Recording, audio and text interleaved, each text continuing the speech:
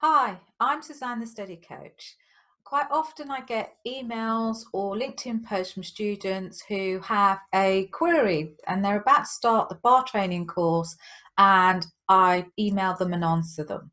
I thought it'd be useful just to do a short video series to help students come from a non-traditional law background. They don't have anyone to talk to, and I thought it'd be useful if I did this series to help. If you've got any questions, then feel free to email me at the email address below. I'll try to answer the questions.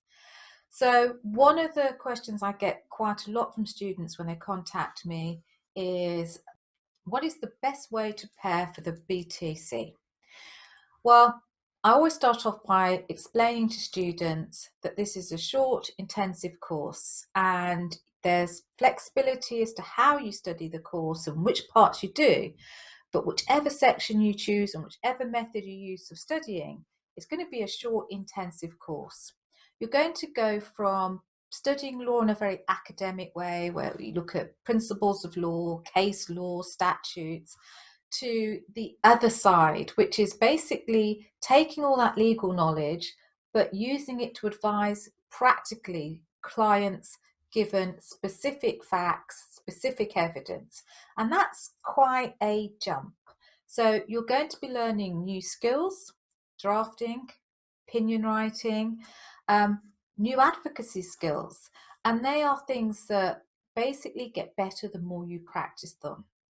So given that you got a steep learning curve and that you're going to be learning lots of new skills, it's really good to get your preparation pre-course done so that when you start the course, you can start the course running. So I say to my students, the best preparation you can do is to make sure that you've got the fundamental understanding of legal principles on the basic areas of law: contract, tort, misrepresentation, and breach of statutory law. But the important point is, make sure you understand the fundamental principles of law, because if you do, you can spend your time practicing those skills that you need to get better at. And remember, like anything, skills are things that improve the more you practice them. So if you're not having to go and reread basic contract law, then you can spend your time actually practicing your drafting or your opinion writing.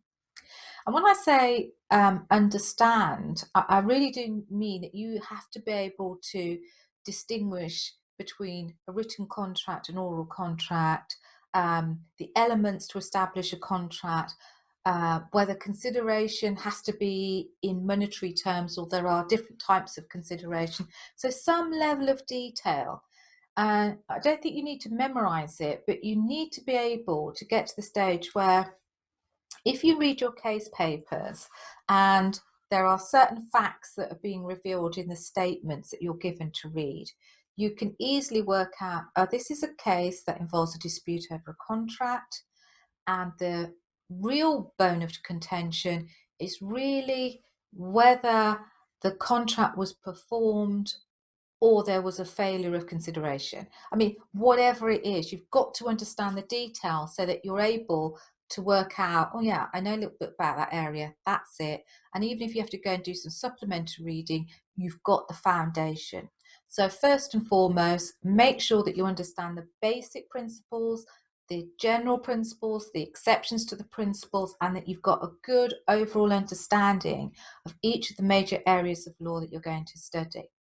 When you get your core papers from your provider, read those very carefully, and they should tell you what are the principal subject areas that you're going to be covering in your civil or criminal work. Make sure that you know those really well. So if you have any questions, then please email me at the email address below or send me a LinkedIn post and I'll try to answer them. If you like the video series, then please subscribe to the channel, and I hope you're going to get on with your preparation now.